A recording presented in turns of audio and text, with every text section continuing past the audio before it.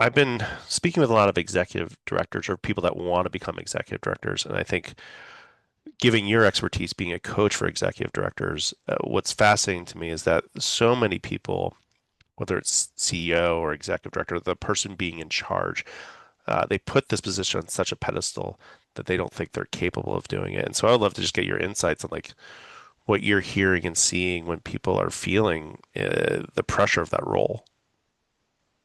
Yeah, I was an executive director of a camp for many years, and now I work with a lot of camp executive directors, and it is a very challenging role.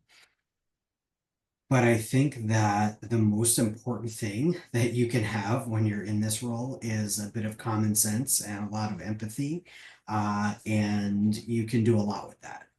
So what I do a lot of times is end up coaching executive directors and camp directors who aren't don't necessarily have that title, but it's really about the ability to be able to have someone to bounce something off of, to work through anything and everything that's on your mind.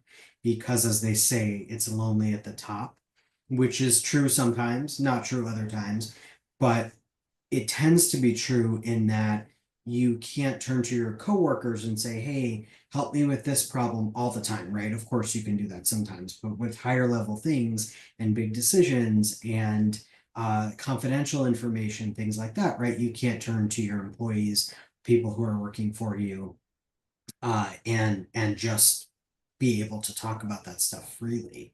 So it is, I think, really helpful to have someone, but in general, yeah, I can see why it would be daunting for somebody to want to take on this role. And I agree in some ways, and in other ways it's really rewarding. But I think that so much of it is, can you manage people? Can you talk to people? Can you handle people? Can you make decisions with people's best interests in mind and your camp's best interest? And generally speaking, you're talking about the people of camp, right? You're not talking about the a building or a piece of property, right? You're talking about the people. So I think that people who tend just to want to be in charge and disregard opinions or what so many people in their organization think tend to be in it for the wrong reasons. But most people that go into it are in it for the right reason, particularly with camp. They love kids, they love serving um, an amazing community that is there to have fun and grow and learn and whatever your camp's mission is. And somebody's got to sit there and make all the decisions. So decision fatigue, yes, check. That's going to happen. Um, but also, I think just a ton of rewarding, um, moments coming your way. Yeah.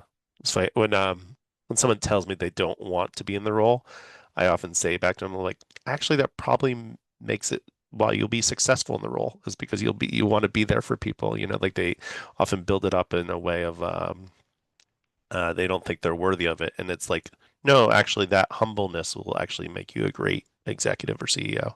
It's very funny when you're having those conversations with folks. Yeah, and I think it also depends why they don't want to do it, right? Is it because they feel they're an imposter? That's one thing. They may very well not be. And it's so good to be humble and empathetic, right? I have a social work degree. I'm telling you, it is a great degree for anyone in any industry to have, right? I go back to it again and again and again. It is just being with people and understanding them and feeling for them, right? But if someone says, like, I don't want to do it because I don't want to work all hours and I don't want to be in charge of people and things like that, I think that's good to know about yourself. Um, to kind of be able to say, what is it about it that I don't, is it that I don't want to do it or I don't think I can? I think those are two different questions.